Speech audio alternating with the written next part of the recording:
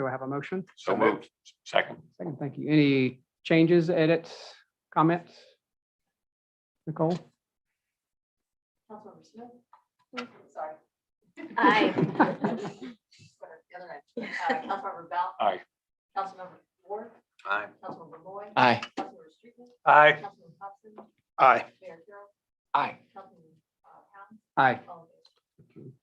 Any citizens' comments? No comments tonight. Thank you. So we'll go to item number 4, financial statements. All right. So we have the preliminary and unaudited June 30 financial statements to review. So the auditors are coming August 9th. That's a little early, but we're trying to get the statements out in October versus November to avoid the holiday rush. We'll see if we can meet that goal. The themes that we have seen in the prior months have held true. The city's had a very good year fiscally. Some of the main points to remember is that the budget for this year was very conservative because we didn't know what was going to happen with COVID. So that's not a repeating item for next year. We also had some very strong accommodations activity. Other than a small blip in the beginning of the COVID, it rebounded strong and it's up above. Well, y'all will see when we go through those schedules, it's up above where we were pre-COVID for the most recent quarters. So that's very strong activity that the budget did not anticipate. And as we've talked about before, it's not probably something that we can at this level, this very high level, sustain over time. Time will tell. We also had very strong building activity, which drives both building permits and business license revenue, because every time some work gets permitted, it also generates additional business license fees. So whether or not that is sustainable over the long term, we don't know. Obviously, a lot of renovations are happening, new houses are getting built. So there's a lot of activity going on right now. In 2 or 3 years, that might change. So I want to temper the good news because we've had a absolutely phenomenal revenue year, but keep all those things in mind. On the expense side, in the general fund, we are like right at budget. I think we might be $17,000 below budget when all is said and done. So very close. For the other funds, we are under budget on the expense side, and there are some major players that I think everybody knows, but we'll go over again. Public safety building, $966,000 under the budget for completing that work. There was a fire truck refurbishment budgeted for $300 that's turned into a new fire truck that will happen in FY22. There was $295,000 in the budget for the FEMA flood grant that related to a private home. That has been rebudgeted. Also, there was no activity on that in FY21. And there was a little over $3.3 million in drainage expense that did not happen in FY21, but has been rebudgeted in FY22. So that's the big players on the expense side. Digging into general fund revenues, property taxes, we received a wire today for the June payment, which was the one we were missing. So the year-end number for property tax is $4,789,000, which is slightly above budget. Local option sales tax, we have 2 months more to collect. So we should be easily almost $300,000 over in local option sales tax. Business licenses, we've exceeded the budget by $560,000. Rental licenses exceeded the budget by $181,000. other licenses, which would include franchise fees and insurance license fees are the two biggest ones. The forecast is that they will beat the budget by about $100,000, and I think that's conservative. Looking at how the utility franchise fees have come in. Building permits, as we've discussed, $383,000 ahead of budget. State revenues to come, we still have a few items, and I think that based on what I've seen so far in July, will be $50,000 over budget there. Parking is strong, $40,000 over budget in parking, and all other, which would include recreation revenues and court revenues, which would include parking ticket revenues, are about $280,000 over budget. That's all revenue. So if you take that revenue compared to the general fund expenditures, which I talked about would be right at budget, I think conservatively will be 1.9 million better than budget in the general fund. That's revenues minus expenditures compared to budget. So then we would be coming back to city council in a month or two for direction on how to distribute that money. Typically, or the forecast assumes that 1.8 million of that will go to the capital projects fund. But that is all still to be decided. Y'all can be thinking about where you might want to put that 1.8 to 2 million. Okay, any questions? We'll jump right on into, I think I've covered, well, let's talk about cash. 25.6 million in cash. 24 million of that is at the LGIP, but the interest rate is just terrible. 0.0954%.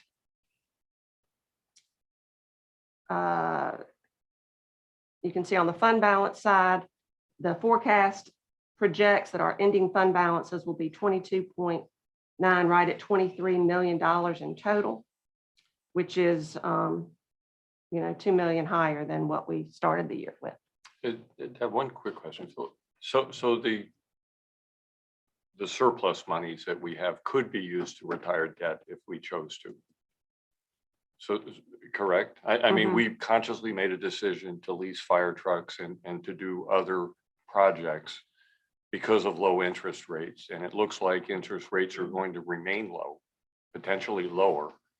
And we would have an option to retire debt if we chose to with this money, right? Mhm. I'm not recommending that we do. I'm just saying something to think about. Definitely not. Yeah. Okay. Yep. Okay, moving on, municipal accommodations fee. I'll just briefly touch on the tourism revenues. The payment received for June, which would be May heads and beds, was $153,000.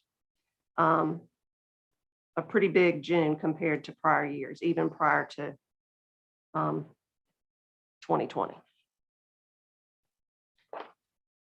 And Desiree had me add on these schedules, just for information, municipal accommodations fee, this revenue stream is 1% of accommodation sales on the island. So the city enacted this 1% accommodations fee, the county collects it for us, remits it to us monthly. So 1% there. State accommodations tax, this is the tourism related portion only, so the 65%. But the total is approximately 2% of accommodation sales on the Isle of Palms. There is some gyrations that are done at the state level before the money gets to us, but it's basically 2%. We have received the fourth quarter. That's not shown on this schedule. The total check was about over $1 million. The 65% that's included here is $650,839. So that puts us at 45% ahead of FY20 and 22% ahead of FY19 for that state accommodations tax line. County A-tax pass-through, we have not received any money, but the update that we can share based on an email from Matt Guile, who is the Charleston County Budget Director.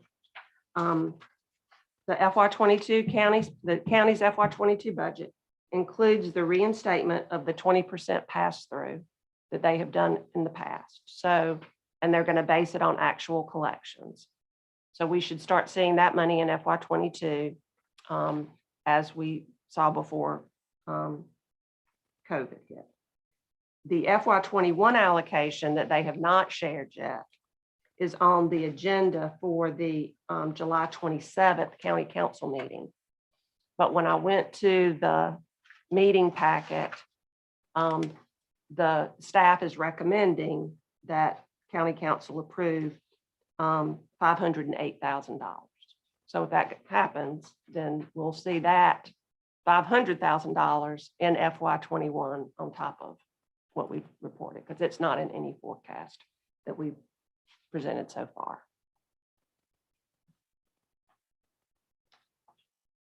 Okay, hospitality tax. You can see that in June, this would be for May restaurant sales, $115,000, which was really good. And then so far in July, when I checked, we've already collected $112,000, and that would be for June restaurant sales. So that would complete the fiscal year's revenues at $704,000. So I was doubtful that we would make the hospitality tax budget, but looks like we will. So that's good.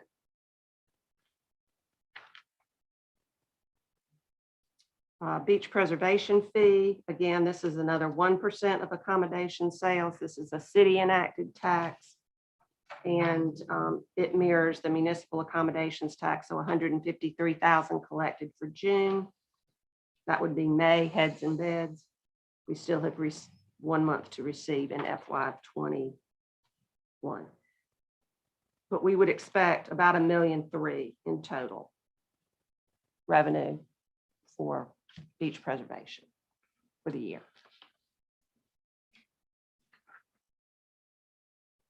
And then we have local option sales tax. This is, the tax on all economic activity, including accommodations. 2 months left to collect, but for May, it was $100,000. And that would be related to April sales.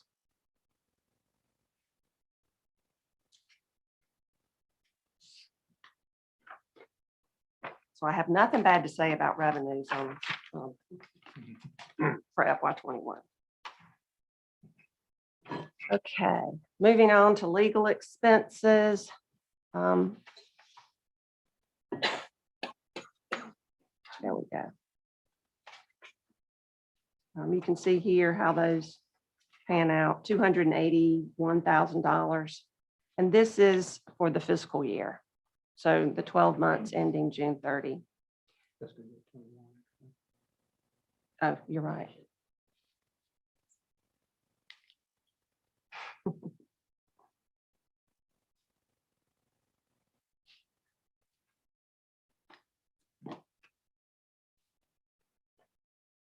This is obviously a very unusual year that our legal expenses do not typically run this high.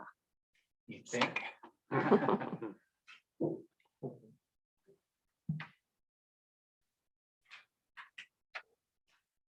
Okay, next is, we'll briefly touch on the marina project worksheet.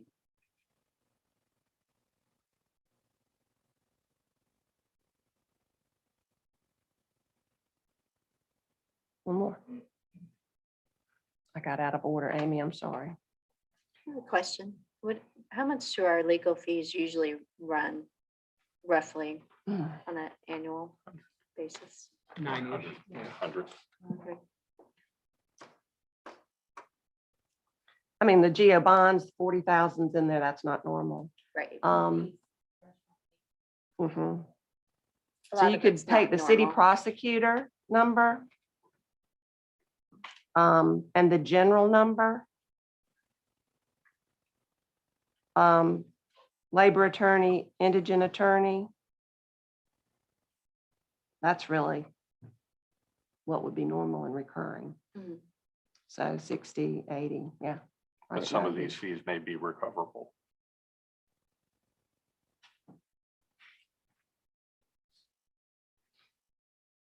Okay, Marina dock replacement. I don't think there are any change orders there that haven't been discussed, but you can see they're listed on the front page, all the different change orders and what they were for. And you can see that when a change order happens, the money comes out of the contingency column and goes into the construction column.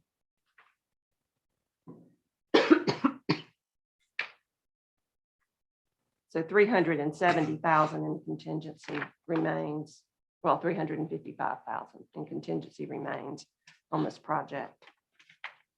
And then April, May, and June, you can see Salmon's dredging applications for payment. A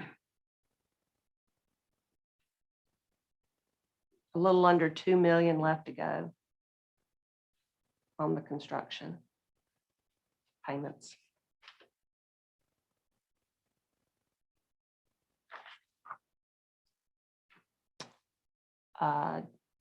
Moving to drainage phase 3.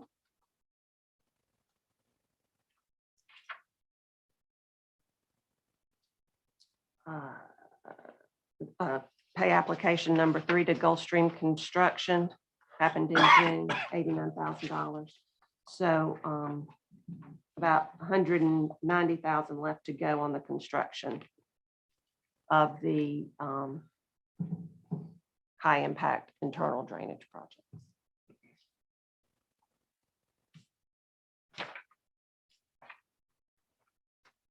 If there aren't any questions, that's all I have. Or questions, comments? Thank you, Debbie. Great numbers. One quick Yes, sir. little, Debbie, you already said it, but this year has been so unique when it comes to rentals. And I said it last month. Feels great.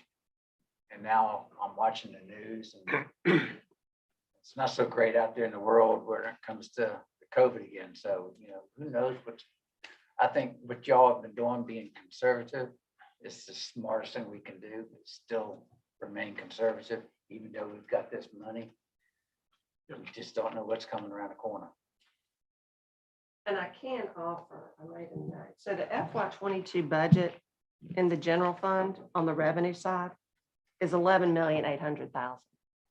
So we're continuing with our conservative posture, even going into FY22. So that hopefully will continue to be a good practice for us. Yeah. Thank you, Debbie. Next item, 5, capital projects reports. We started this last month. Asked Desiree to update the 5 big projects going on the island. So if you'll do that again, it'd be great. This is in your packet as well. I'll just follow along. If you follow along with me.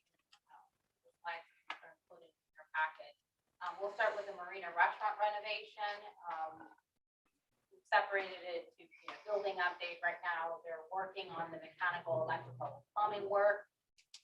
They have started construction on the front gazebo and bar and back deck area. There's some pictures over there in the slide showing that progress. They're waiting on some materials and supplies to move into the high second floor. I received an update from John Bushnell over the weekend that the steel beams have arrived. That was something that was pending. Will help move on the project along much quicker. As we've seen with other projects, not only for the city, but everyone's struggling with chain supply issues, material shortages. So that certainly has been impacting their project schedule. And it's estimated to be completed end of this year, early next year. So that's still a not a hard date. It depends again when materials start coming in and they're able to continue on with the construction. We're still in the process of securing an additional proposal for the replacement of dock bumpers and boat fenders in their portion of the dock that is part of their lease premises. I had a meeting with another contractor on site and I'm waiting for a proposal. You all know we're in possession of a proposal for Salmon dredging and around $17,000 for that work, and per procurement and just due diligence, I'm trying to get additional proposals from other folks to do that work. The parking lot improvements, which were contractually obligated to complete, was delayed until the week of August 20th. There was a little bit of miscommunication between us and everybody involved, and the remobilization of the Salmon's contract, the Salmon's contractors. They mobilized again last Monday, which was the same date where the work was scheduled to begin. And we felt like it was getting a little tight. It's just a lot going on, and since the restaurant's not opening yet, we felt like delaying it for a couple weeks, getting everybody on the same page, making sure everybody understands how this will work temporarily while that work is being completed was the best approach moving forward. So that work is now scheduled to happen August 20th, and Salmon's is going to be off-site. So that relieves a little bit of the pressure on the whole site in general, particularly in a busy month. Desiree, what's the length of time that work will go on with the parking lot expected?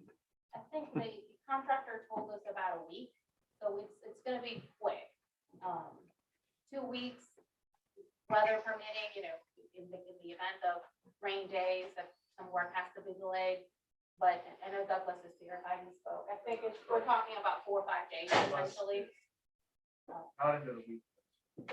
Yes. Okay. We would definitely make that stipulation that the work will not migrate over the weekend.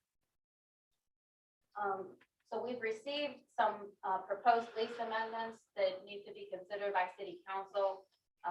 One was in relation to the restriction that currently exists in their lease, that they're only allowed to have one boat docked overnight in their portion of the restaurant dock.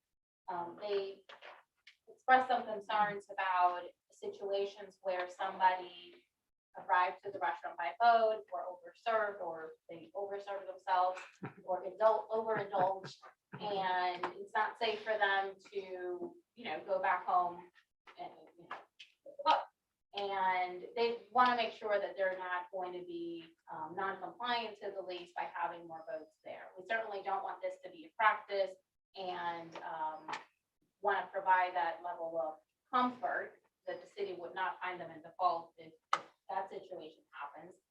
So that language and that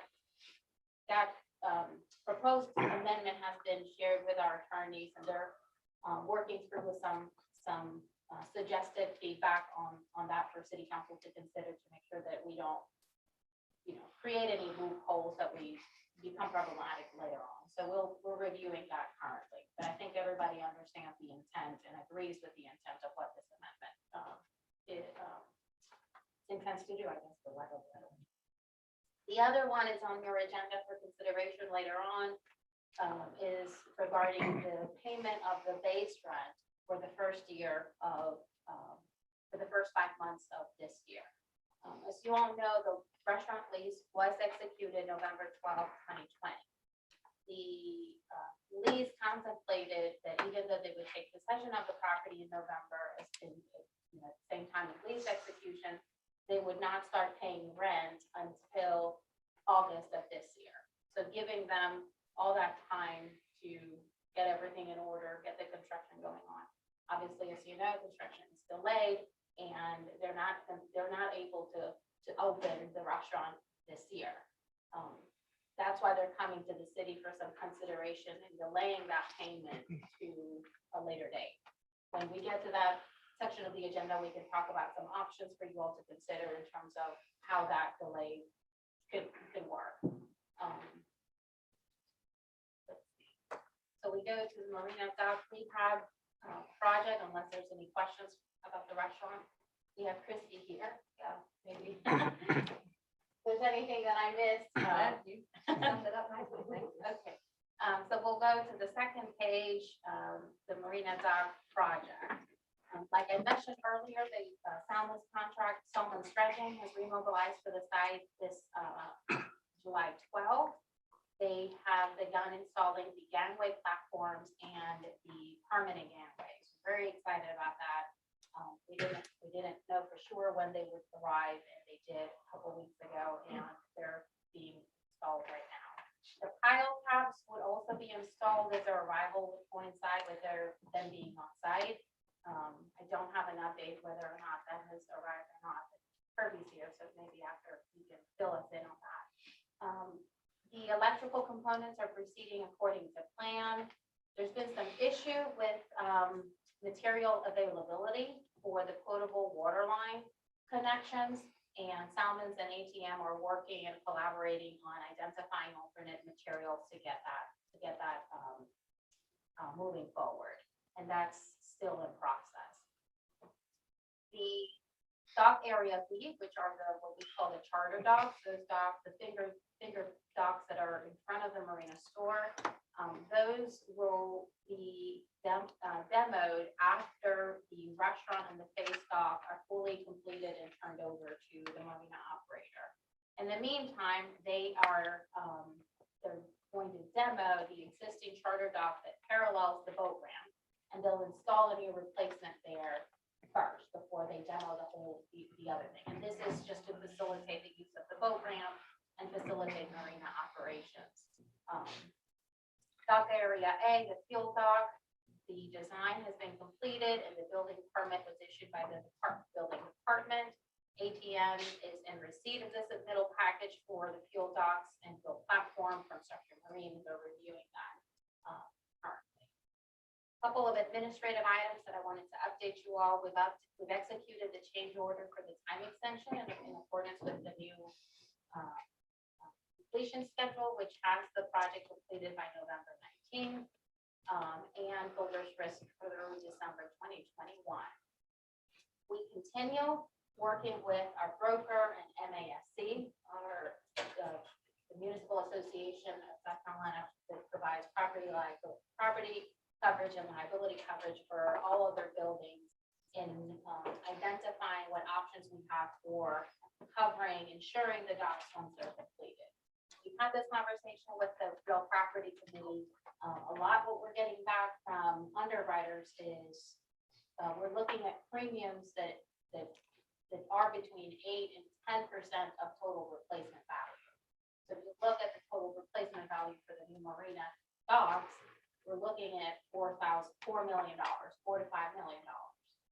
That translates to a premium of about $500,000 to include wind, flood, and named storm. A lot of insurance companies are not even providing that kind of coverage because of the risk being so high. A lot of other marinas I've been asking around, and they're having the same conversation. Their premiums are going up, and folks are evaluating whether or not it's more cost effective for the city to self-insure. One thing that Debbie and I have discussed is trying to secure some coverage for all other perils and self-insure for wind, named storm, and flood, which is what generates the high premium, the highest risk. So we're still in the process. There's still some folks that are willing to offer that kind of coverage, but it's going to come with a price. So we're gonna be in a position to evaluate that and then make a determination based on how comfortable we are with what level of risk. And at what point does it become unaffordable to cover wind, named storm, and flood? The times when we have submitted claims to our insurance, those claims have been declined. Those have been more recent because of the condition of the docks. It's very difficult to identify what really cost. When you all remember a couple of years ago, we've had docks collapse. Whether it was a wake or whether it was just the poor condition of 30-year-old plus dogs. But that question was asked of us in real property, and we just wanted to share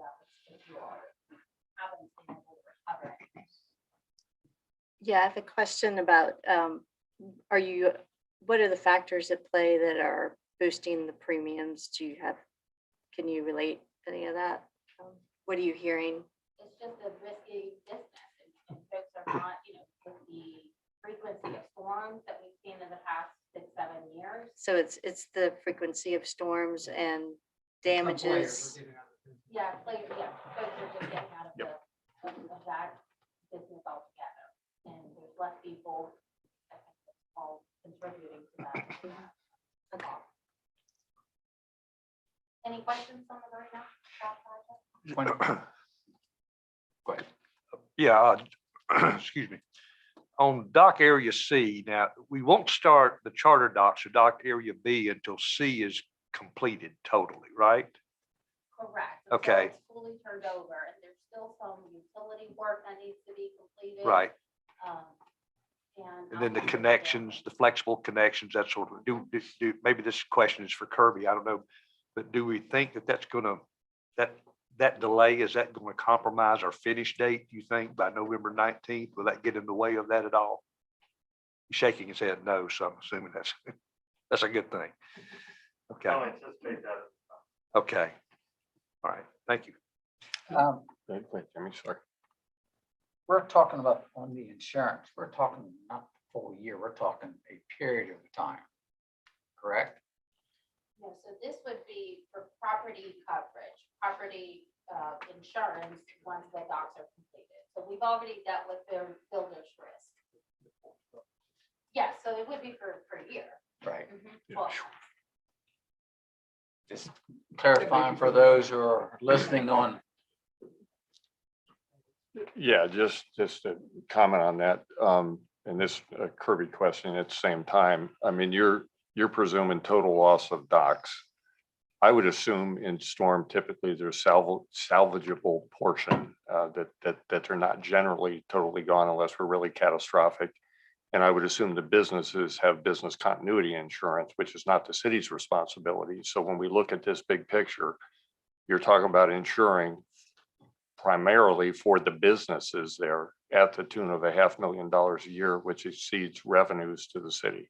So just to put it in the perspective, that exceeds the revenue the city takes in from the marina, right? So I think it's something that shouldn't be lost on us.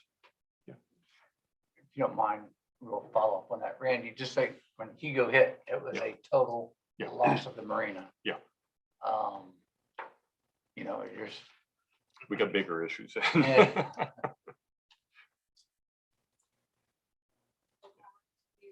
3 drainage, the permitting, last month, we had submitted 12 permits and 2 were in process. By today, we've already submitted all permits that are required for the whole project, for the free alcohol. So 8 of them are being processed, 2 have been fully approved, and 4 additionally approved. Our construction goal continues to be to start fall or winter of 2021 for the 30th and 36th Avenue outfalls. We had a call earlier today, Douglas and I, with Thomas and Hutton, and they communicated optimism from OCRM DHEC that we should get permits from them for the 30th and 36th Avenue outfalls by August. So that, according to our schedule, we get permits by August. You all have on your agenda today for consideration for the bidding and construction administration services for Thomas and Hutton. We're working through that to be ready to go out for bid once permits are on hand. And we would like to be in a position to issue a notice to proceed by November. For the 6-month construction schedule, that would put us completing that project by early May. Of course, how everything works. Things get delayed, so we are not going to be incredibly optimistic this time, maybe more realistic, but that's right now our schedule, and all indications point to us being able to meet that should permits arrive in August. Again, you have on your agenda some consideration for additional services from Thomas and Hutton. are we losing anything in terms of overlap with the repaving of the waterway path and the, all of it? Is, I feel like at some points we were looking at this being somewhat interconnected with the drainage outfalls and that there may be doing work there at the same time. Is that, are we losing anything that way by not having the waterway path project started already? Well, so when the city was going through the budget work, we went through the budget workshop. The decision at that time was that the city wanted to wait until the CTC or TSC funding this year and wait until we got bids back to understand total cost, real cost, not estimates. So the moving forward with the Waterway Boulevard path was not budgeted.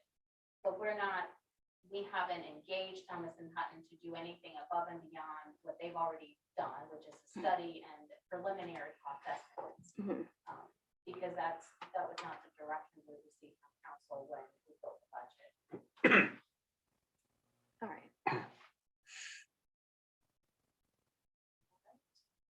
Phase 3 drainage internal projects, these are the ones we call small but high impact. All portions of the projects are completed with the exception of just some very small punch list items and paving, which is scheduled to begin this week. Final inspection and walkthrough will be scheduled once that's completed. And as you all know, 41st Avenue is made up of three small projects. Two of those have been completed. The last portion will be deferred until after Labor Day because it requires a road with some road closures and detours. Thank you. All right, so one last project that I wanted to update you all is the overhead, no, not overheard, even though we've overheard a lot of people talk about it. It's the overhead to underground electric conversion projects.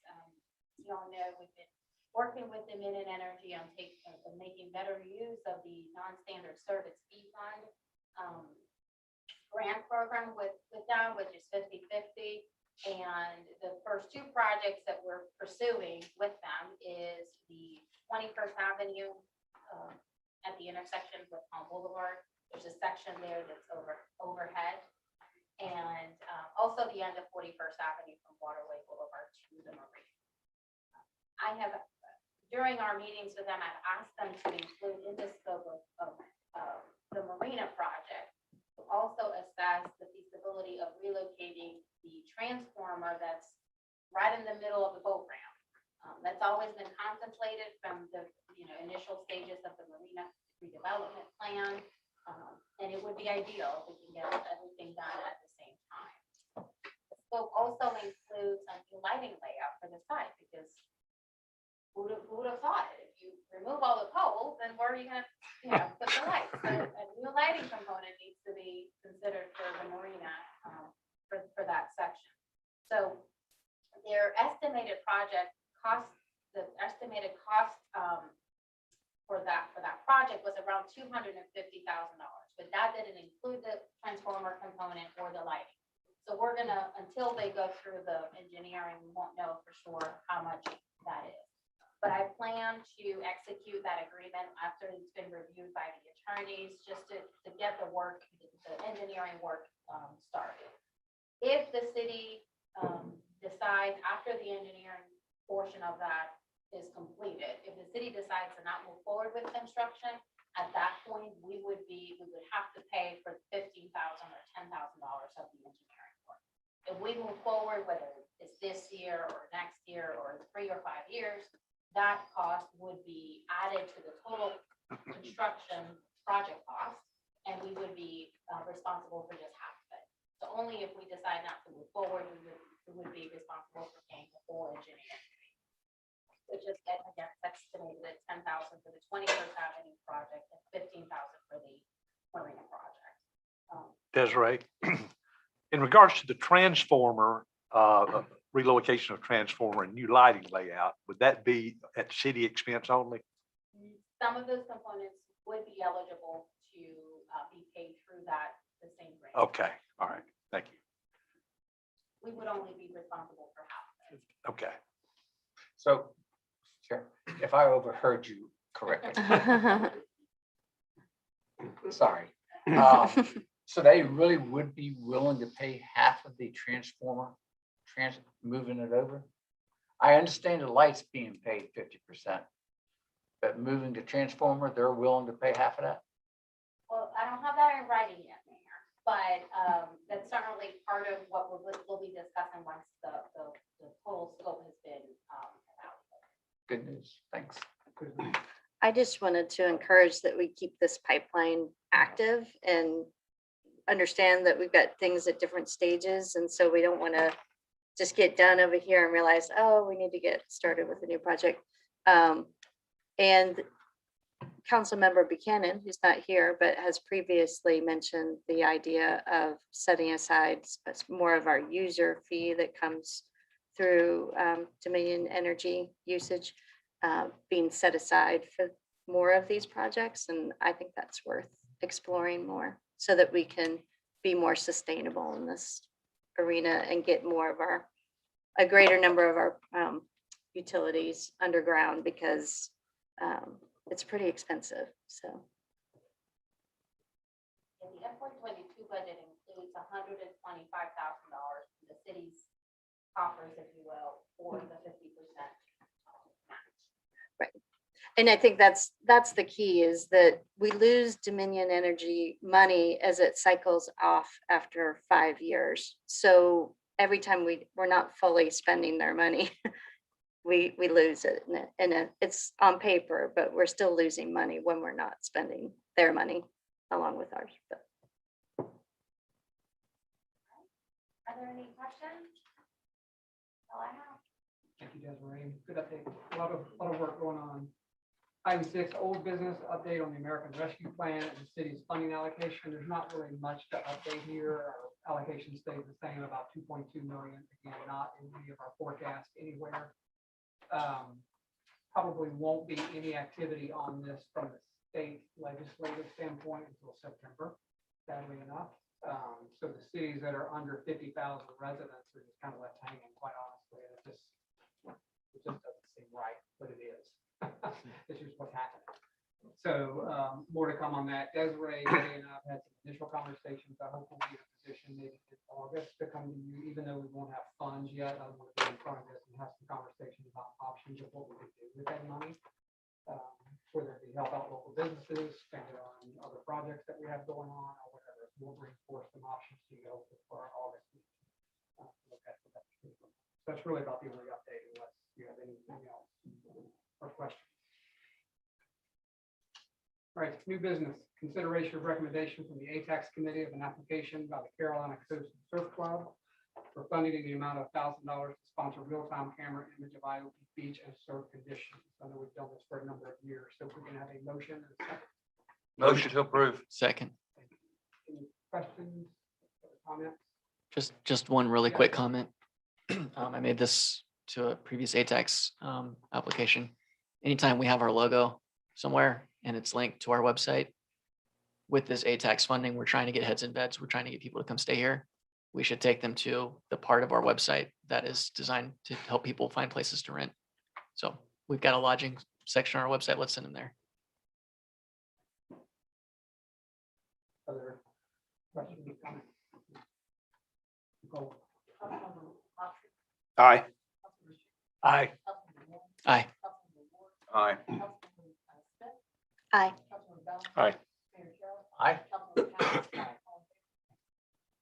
Next is consideration of recommendation from the Real Property Committee to approve change order to ATM contract for additional construction administration services for the Marina Dock rehabilitation project in the amount of $40,000. Have a second and a motion and a second. We'll have some conversation about that. Make a motion for discussion. Second. Desiree, anything to add or? So in your package, we have included a proposal from ATM for additional services, construction admin services related to the dock rehabilitation project. We've also included the original proposal that the city executed and approved last year, which assumed a 6 construction schedule for the rehab. So as we all know, the project has had added complexity to it due to a number of reasons, delay related to COVID, chain supply issues, material shortages, collaborating with subcontractors and the contractor in identifying alternate materials. We had a couple of out of scope issues that ATM helped us navigate. One, remember the transformer issue that was ultimately placed by the restaurant section of the marina site. Also, a lot of work associated with the fuel hut and having to navigate, that change order with Soundless Contracting. And while they're not billing the city for a lot of these out of scope services that they've already performed and 2 months of construction administration services, because we're in month 8, almost month 9 of construction since the contract was executed, they've come to us for a change order to perform construction admin services on behalf of the city to facilitate project completion, which is now scheduled to happen in mid-November. There were some questions associated, of real property, and I felt like it would be beneficial for us to hear from Kirby. So he's here tonight to answer any questions about the proposal. We certainly want to make sure that this project is completed by the new deadline and it's done well. One of the things that you'll see in that proposal is a lot of the not a lot, but some of the out of scope work that they have expended so far are associated with constant review of submittals. And this is something that the contractor is responsible to do. The contract that we have with Soundless Dredging requires them to provide one comprehensive submittal package. And to date, they have reviewed 6. And this is something that's on the contractor and something that we plan on trying to recover from the contract with Soundless. Because again, they were contractually obligated to just provide one, and whether it's the contractor or the subcontractor, some of these submittals have been deficient and have required multiple reviews by ATM. They perform that work because they, obviously we need them to perform that work to make sure that the final product is according to specs, but it's work that wasn't anticipated by ATM at the time that they executed the contract. So with that, I'll open up for questions. I know Kirby's here. Kirby, if you want to say anything or address. You're hired. So I guess, we need to make a decision about moving forward with these services. Yes, Kirby, why don't you come up and join us? If you don't mind. So really, I guess a question about the structure of it. Maybe this is for future contracts and things. So what happens if we go past November now? So you're bidding not a project, you're bidding services and a time frame. That's correct. Is that right? Yes. So, Go ahead. I'm sorry, we bill our time by the hour, like an attorney or accountant or something like that. So what we do on projects like this is we build up the budget for a specific project based on man hours anticipated and things like that. So initially, when we put together the proposal for construction administration services, we consulted with Salmons. We relied on past and similar project experience to say, this is a 6-month project, no problem. And in the past, this would be a 6-month project. We're in different times now. So we built up our initial budget to perform construction administration services for a 6-month period of time. A certain number of site visits, a certain number of pay application reviews, certifications and observations associated with that, a certain amount of daily and weekly coordination with the contractor and the city and things like that. And all of this went into an hourly fee buildup that led to the initial fee, which I think was $55,000 to perform construction admin over the 6-month period of time. We're now faced with a 5-month, 6-month delay in the project. We didn't really know what that schedule was going to look like there for a couple of months, so we just kind of continued on in good faith. But we got the updated schedule from Salmons that takes us now into November. We know there's a defined period of time with Salmon's contract, so we provided a commensurate construction administration proposal to facilitate construction during that time frame. A little bit less per month than the initial. There's a little bit less work, pre-construction meetings, some of the preliminary coordination work has been completed, but still a lot of ongoing work with regard to, we're still in the submittal review process, unfortunately, with dock area A. We do have a submittal on that area that we received from Structure Marine a little while ago. We performed a preliminary review of that information. It was deficient. We sent it back to Salmons. They sent it back to Structure Marine. So that process is ongoing. We are working with the mechanical contractors to identify alternate materials. While we've conducted submittal reviews on the products that we initially specified and the submittals that they originally provided, they are now finding out that those products are not available in the current marketplace. So they and ATM are having to search and scour for alternate products. And for potable water systems, plastic pipe exposed to UV, specialty items like that, fire protection, piping, things of that nature that are under these docks, it's not something you can go to Lowe's and just buy. So that's a challenge that we're faced with, the contractors faced with. We're collaborating with them to try to find solutions. And just ongoing coordination, insurance coordination, things like that Desiree and I talk about on a weekly basis, just to try to facilitate that end of things. Coordination with Brian and Salmons, just to keep things moving along. Additional payment applications, even though the project is going on, it's really the same scope of work. Salmons is still submitting monthly payment applications so they can keep the cash flow going to them. It requires more site visits, more observation for us, more documentation. It's really going through that process 5 or 6 more times, which requires more man hours and therefore more fees. So that's the genesis of the fee build up for the additional work.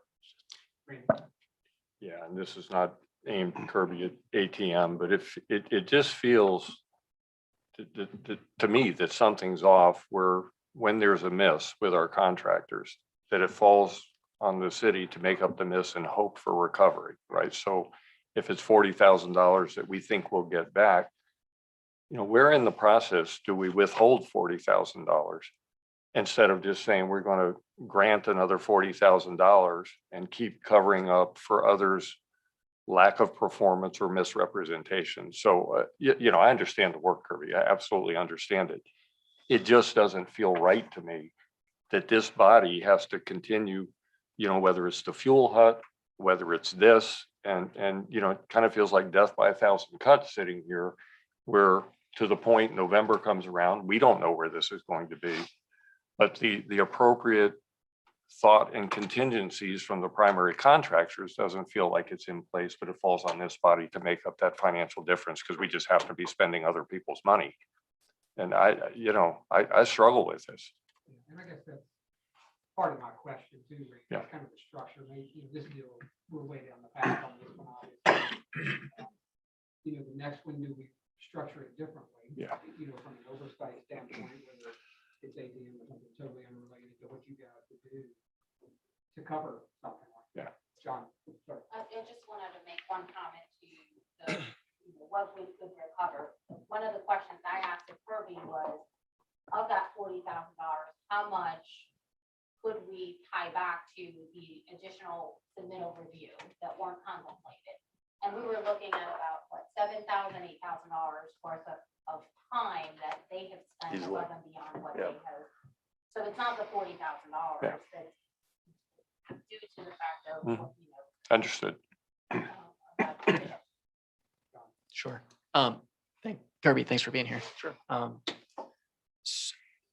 And in my role right now, I work with engineers in a different specialty, but it's a specialty niche engineering consulting, and the bulk of my services are construction administration and on submittal reviews. And so I'm very familiar with that part of the process. And I have a question. How many pages are the submittal document? Like the full package of, I'm just curious, because I see 400 to 1,000 page submittal documents. So on the projects that we do. The last submittal we got on dock area C was 700 and something pages long. Yeah, so right in there. Right. It's, Yeah. and I understand it's time consuming and you have an engineer who's a highly paid professional reviewing it. And your hours are your cost of goods sold. Totally get it. Yeah. So one quick question, and don't take this is not, I'm just curious. Because I see engineers that do two types of pricing. Some that do, here's your contract price and it's $50,000, whatever.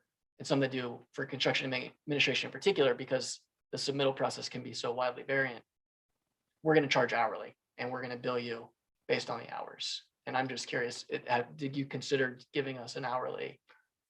I've never had a client that actually wanted to pay that before. Because that's really the fairest way to do it, because it's fair to us, it's fair to you. It, generally speaking, the reviews of the submittal information that we get on projects like this does not take this level of effort to work through. Yeah.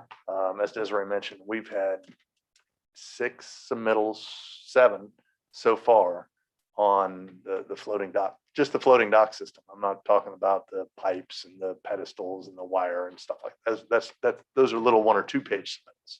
That's easy. But the floating dock work has been 6 submittals. So 6 submittals that some of them were 300 pages, some of them were 50, some of them were 700.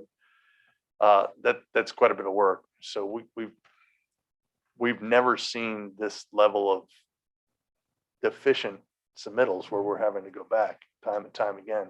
And what we found during this submittal review process is something that we paid specific attention to, and we called out to the contractor and the dock supplier, was the final pipe piling design for dock area C right out there by the waterway. Because we had a pile failure out there, as we all are very familiar with, and we had some dock damage and things like that. So that was an area that we were paying particular attention to. We bolded it in the bid package. We said, we're going to pay attention to this. So should you. Time and time again, the dock supplier's engineer submitted inaccurate calculations that were using improper formulae that we pointed out to them and had to get corrected. If they had gone through with the original submittal that they provided us, you would have an insufficient pile system out there that would not meet the performance specifications listed in the bid documents. So we got them to dramatically upsize the steel that's used out there to make sure that that dock's in place. So it's been a challenge. We're working through, we just got the submittal for the fuel hut. We're making sure in that design that there's adequate space, not just for the piping to get through the framing system, but you can imagine the fittings on the fuel piping are much larger than the piping itself. They didn't contemplate that. So we're working through things like that that will facilitate the installation moving forward, but it's been a challenge. Can I continue my train? Sorry, I don't want to monopolize I Kirby. probably didn't answer your question. Well, I think you did. I mean, and I'll make a quick comment before I ask another question, which is, obviously we need the construction administration services. Like, we can't move forward without them. So that's got to happen. And obviously we've contracted with ATM. We're going to keep working with ATM. So we have to figure out a way to move forward with construction administration. I think the details that Desiree and Kirby have provided in terms of what they've done, it doesn't take too much to do the math to backfill the expense to ATM. The only thing that I am looking for, and I mentioned this in real property, is, for us, we don't know what's going to happen in November or between now and November. And this project has already given us a whole lot of never seen that before kind of things. And so, not knowing what's going to happen, my goal is always to get an agreement in place that we know this is what we can expect when things don't go as expected. And that was what's, I guess, a little bit missing for me. And the word assume comes into this agreement where, it assumes a certain amount of site visit, assumes we complete on November 19th. I'd be much more comfortable if we said, this is our package and it takes us through to completion. It includes 10 site visits. Anything above that will be charged. Anything above a certain number of submittal reviews will be charged. I'm not trying to I break appreciate you where over you're the going. coals here, Yeah, but that's what I'm looking for out of an amended agreement. okay, sure. I think that's easy enough to stipulate. John, good questions. I thought we learned a lesson with Public Safety Building 1. And believe me, I think y'all doing an incredible job down there. I just been in a 2-year project down there at my office, and I got rid of my marina for obvious reasons. And I'm so glad I did. But it ended up taking me 2 years longer than I anticipated due to unforeseen circumstances. And it cost me a fortune, but it was a contract, so I was stuck with it. I look at Salmons and their contract, but yet they keep on coming back to you with another diagram. So I think there's some responsibility that falls back on Salmons, not just, I agree with you, and it's really goes back to their subcontractor, but you have a contractual relationship with Salmons, so we're looking to Salmons. And I agree with you and what Desiree stated and what Randy said, that there's certainly some culpability and should be some recoverable funds based on the insufficient and the blatantly insufficient submittals that we've received. so, Mr. Chairman, maybe we could hold off on this and have a powwow with all the parties involved to talk about this. Because I think there is some serious miscalculations on something that got me elected, 4 years ago, was this marina. And here we are spending that same kind of money. And it's insufficient in what they've given us. They gave us one price for this stuff, and here we are having to upgrade and upgrade and upgrade because of what they submitted. And it's not your fault. I mean, again, y'all caught it and prevented us from having a problem. But this would be just, this is what we're considering is for construction administration services for ATM tonight. I agree with everybody else. If there's something recoverable here, we certainly should be going after it at some point when we can here, but for purpose of what we're considering tonight is just simply to continue with ATM having oversight of all this work, correct? And I think, Mr. Mayor, if we totally agree with your comment completely, and I would suggest, let's approve this tonight to get ATM contracted with us for the rest of the project, and then let's instruct city administration to take that path to find out what's recoverable, document it, and get it recovered. I think it's two separate pieces. And I've already started that work, just knowing that we're talking about two different components here. Just quick, I agree with Councilman Moy 100%, though. I would rather see, and I don't know if we can do that tonight, but I'd rather see the continuity agreement that says when things don't go right through November, that we know what we're doing, right? So we have an amount that we can vote on tonight. We also have a council meeting next week. And so this kind of falls on you, Kirby. Could we have something in front of council by next week that gave us that, what Councilman Moy is asking for? I'm in complete agreement with moving forward, just to be clear. Sure. But can we do that, coverage? And I think, John put it succinctly, that, should something happen, we don't know whether we're going to have a storm or what's going to happen through now in November, but we have something in place that gives us the assurance that we know what we're dealing with to completion of project. So I don't know if that's a fair request, Kirby, or. I think we can take out some of the language, like assume 10 site visits, and this includes 10 site visits.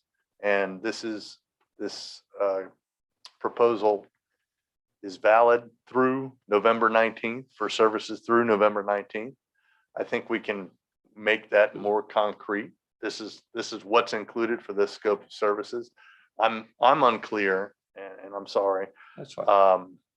Right now, my anticipation, Salmon's anticipation, is that and everybody's, is that this thing's gonna be done November 19th.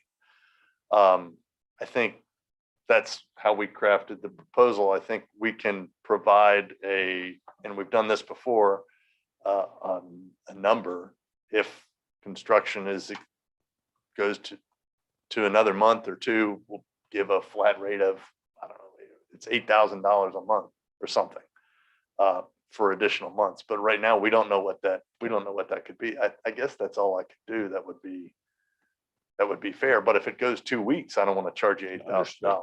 Maybe time and materials not to exceed $8,000 a month would be fair. So if it goes a week or 2 or 3 weeks after, we have to do one more site visit that costs us $2,000. That's what we charge you.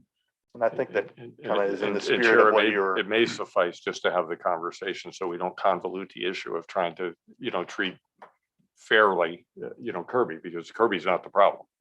I think Right. there's an opportunity to amend this proposal to include something, what happens after mid-November, whether it's a flat fee or a massive fee number based on. Yeah. expected amount of work. We've proceeded with construction administration in whole hourly for big development projects, very fast-paced projects, but never like a submittal review section hourly. It's fair, and I think we could do. I mean, if you do 40,000 divided by 5, it's 8,000 a month. We could stipulate 8,000 a month, time and materials as needed, not to exceed 8,000. That's fair. And if it goes a week after, we'll charge you a little baby bit or nothing. I'd just say, given what I've heard tonight, one area we don't want to hold back on is oversight. So,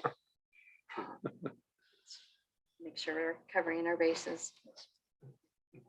Mr. Chair, is your original $55,000 proposal or contract, is that expired? It's been expired for a few months. We've just been proceeding Gotcha. in good faith, just to help the project. Right. So we don't need to delay. Thank you.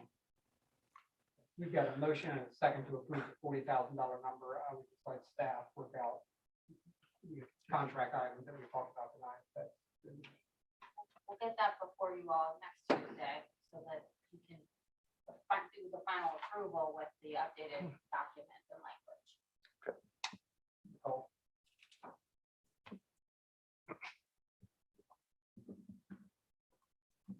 Councilmember Smith, Aye. Councilmember Bell. Aye. Councilmember Ward, Aye. Councilmember Moore, Aye. Councilmember Street, Aye. Councilmember Thomas, Aye. Mayor Carroll, Aye. Councilmember Pat, Thank you all. Appreciate it. Thanks, Kirby. Kirby, don't let my delayed eye reflect negatively. It hurts. It has nothing to do with you. I appreciate that. I wish we were done and cutting a ribbon today. That's what we're working towards. So the sooner we get there, the sooner we're all happy. Thank you. Thank you all very much. Item C, consideration of proposal from Thomas and Hutton in the amount of $102,200 for bidding and construction oversight of Phase 3 drainage and outfall project 30th and 36th Avenue. This is obviously a budgeted item. Do I have a motion and a second? Motion to approve. Second. Desiree, anything or Douglas, anything to add?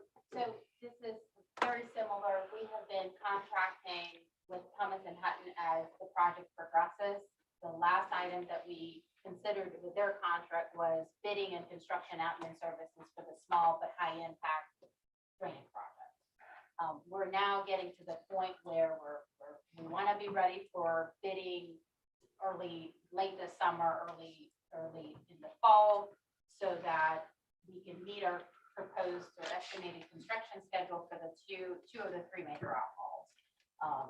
Again, I want to restate the update I gave you all earlier on the Phase 3 drainage project, but we should be ready to start construction and get that completed before next summer.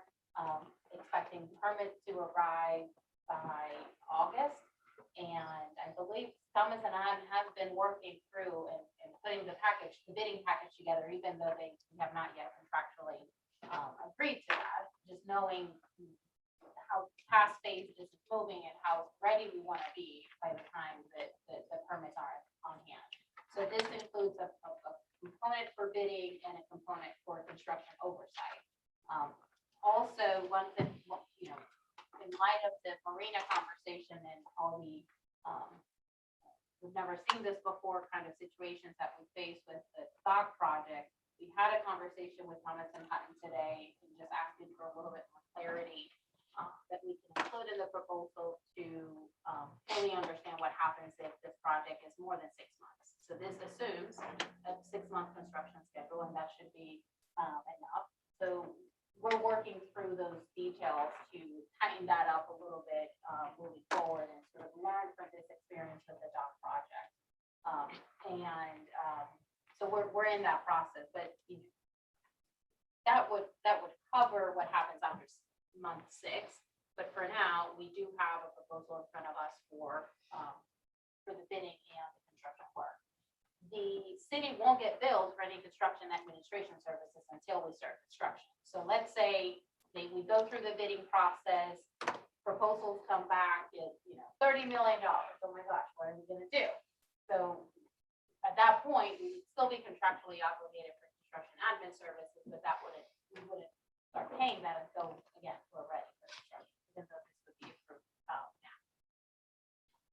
So we certainly recommend that the council approve this proposal. No 30 million. I don't think fast pace has ever been associated with phase surgery. No. As we heard Kirby talk about materials, can we make sure that that's covered in the contracts? I mean, you may think we're just talking about concrete pipes and everything, but when you get down to the outfalls and the materials used in the outfalls, it's not just concrete. That's a good point, and we'll make sure that we include that in the bids and specs that we are putting out for bid to secure a contractor to do the construction. That's a good point. Are we saying that we need flexibility so that they don't wind up underwater if prices continue to rise? I mean, I guess the lesson of the public safety building was a contractor cutting corners because they bid too low. I think, Mayor, right, the comment on this is, you know, looking at what happened at the marina Yeah. during pandemic. Inferior, undersized. Yeah, crazy amount of lumber increased prices and other materials. This is just Right. locking in and saying, we're paying X for Right. this project. And you have to eat the costs. That scares me. frankly, but- Construction. They should include contingencies in That's right. the numbers that they provide to the city. So they should give us a number that protects them in the event that prices go through the roof. We're not gonna be holding the bag if that happens. Okay. Susan, they're locking in prices for their equipment and materials when they bid on the project. They should be. They should. That's right. So Okay. they shouldn't be eating any That costs. makes me feel a little better. No. Nicole? Councilmember, Fox, Aye. Aye. Councilmember Moore, Aye. Councilmember Wood, Aye. Councilmember Bell, Aye. Councilmember Smith, Aye. Mayor Phil, Aye. Councilmember Powell, Aye. all in favor? Thank you. Last item D, discussion and consideration of request from marker 116 to delay payment of base rent for 2021, which is $40,000 due to delays in construction and opening schedule. As we touched on this earlier in the projects update. Have a motion and a second. We have some more conversation. So move. Second. Other questions, comments? And then this came before real property. I just want to clarify, is marker 116 is going to be the name of the restaurant? No. Oh, darn. Is that still under consideration? Inquiring minds want to know. So we still right? have to continue to call it the old Morgan Creek Grill Restaurant. John, Yeah, just to reiterate a couple of comments from the real property committee. And I'll speak for myself here instead of the whole committee, but you know, this has been a difficult year for hospitality and a difficult year for construction as well. So delaying, this is not a proposal to forgive, it's a delay. And I know that it's painful for everybody, the city included, but in terms of getting this project in a place where the community wants it, where the city wants it, I think that for me, this makes a lot of sense. Yeah, just to, I had questions on, what does delay mean? Does it mean, start the payment at a later date? Does it mean spread it over time? But I just think it's important that the public and everybody understand what has not delayed is their loans, where they're sinking, I don't want to guess now, $2.5 to $3 million of their money and making loan payments against that with no revenue. At a time when, we can sit here and have a discussion around $40,000 to ATM or increases on our percentage of what we do for fuel huts, when we have private individuals putting, the original Hill report was $2.1 million, right? And we've seen what's happened to cost. And I'm guessing that this cost is now up in the $3 million range, and the loans are moving forward with no revenue. It would be unconscionable for us not to do some form of delay, for somebody that's investing that much in the community. I personally, and I've had this discussion one-on-one with Desiree, I would spread this 40,000 over the period of ramp, which we gave them a 7-year ramp.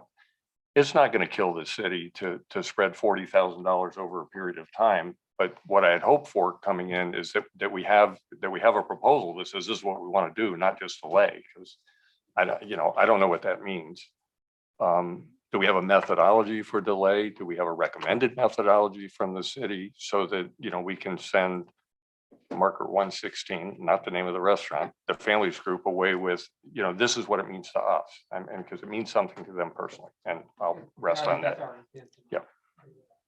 Yeah, well, on committee, we got to pretty much the same place. I think all of us did, or at least I know I'm repeating a little bit of what John said. I know I got the same place that he did also.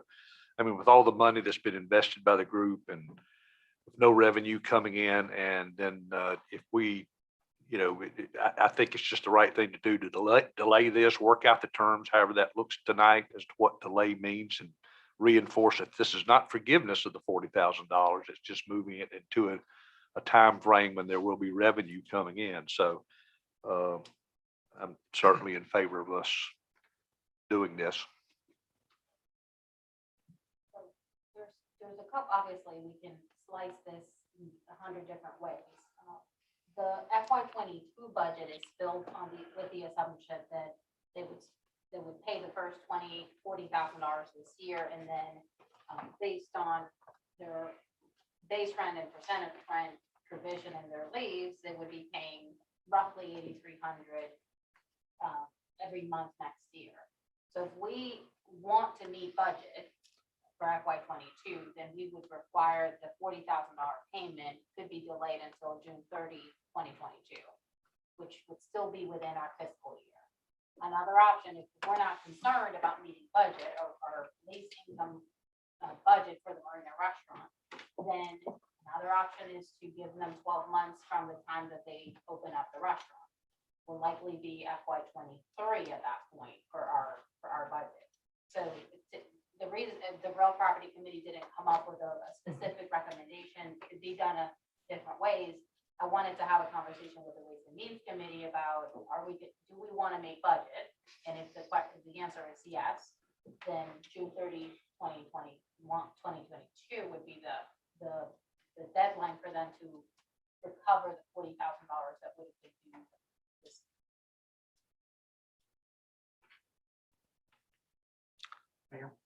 I've watched, this is a great lease that we worked out together back and forth. And as Paul said, it's been a hell of a year. And especially for the people in the food and beverage industry. A delay is not forgiving, it's just pushing it out. I think 12 months is a very reasonable way of pushing it out where it's not so hard on them, but our residents realize that we're protecting their investment, and we're going to have a great restaurant down there. I appreciate all the sympathy and empathy for the families group and everything, but as an average citizen, I would have to ask, where's my delay in my property taxes? Where's my delay to the IRS? Where's my delay to Dominion Energy? And I know I don't get any breaks from anybody for anything at all. That's all I have to say. Didn't the IRS delay taxes this year? They delayed the filing, but not the payment. Right. The payment was still due on time. No, payment, April 15th. payment was delayed too. No, it wasn't. You've got to pay your taxes by April 15th. Well, it may have been delayed to May 17th, but that's like 1 month. But I was filing extensions on May 17th and trying to get checks from everybody. Because I had just gotten back to the office. Questions, comments? Motion. Jimmy, Yeah, I'd like to make a motion that we just an amendment. We already have a motion on the table. amendment to this, to spread it out over 12 months period. I'll 40,000. second the amendment. Nicole, if I could- Just for clarity, so 12 months from the date that the restaurant opens. Yes. Okay. Which we want to happen as soon as possible. We all do. I'm sure they do too. You're spreading out the 40,000 over 12 months. Correct. On top of their normal. Just clarifying. Starting with opening. We need to put a no later than date on there somewhere. Sure, this is kind of this whole conversation we just had with ATM and others, if this gets delayed again. Kind of where, I may have my old banker hat on a little bit too tight. But it's, Can If I- it's 12 months from when they open, yeah, then, it's open. yeah. So we just track 12 months from them, and that's the deadline. What if opening becomes April or May next year? Can I just point out that earlier in this conversation, we're talking about how we're carrying over an extra $1.9 million for our next budget. So we have some wiggle room. We have a surplus. I would agree with that. A surplus of $1.9 million, which we certainly can spend in many ways, good ways, but we are not talking about forgiving this money. We're talking about just, we have some money in the bank. Or not in the bank, in our general fund. So what if by some divine intervention, the restaurant opens before the end of the year? Does the 12 months kick 12 in there, and months, then we take the 8,000 that would normally be due in that month into consideration as well? Backing that out of there, whatever. This motion is 12 months. The motion's 12 months. From opening.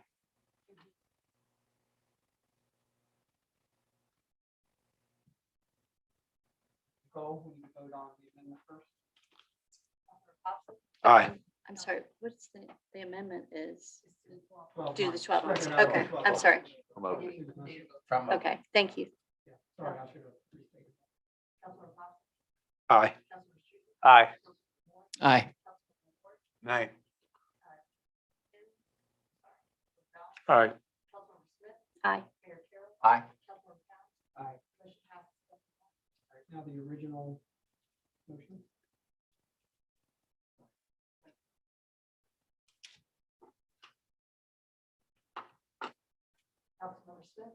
Aye. All right. Nay. Aye. Aye. Aye. Aye. Last item miscellaneous business, our next meeting is 6 p.m. Tuesday, August 17th. Any other questions, comments? Motion to adjourn. Second. All in favor? Aye. Aye. Okay. Yeah. Did we have any? Pretty good.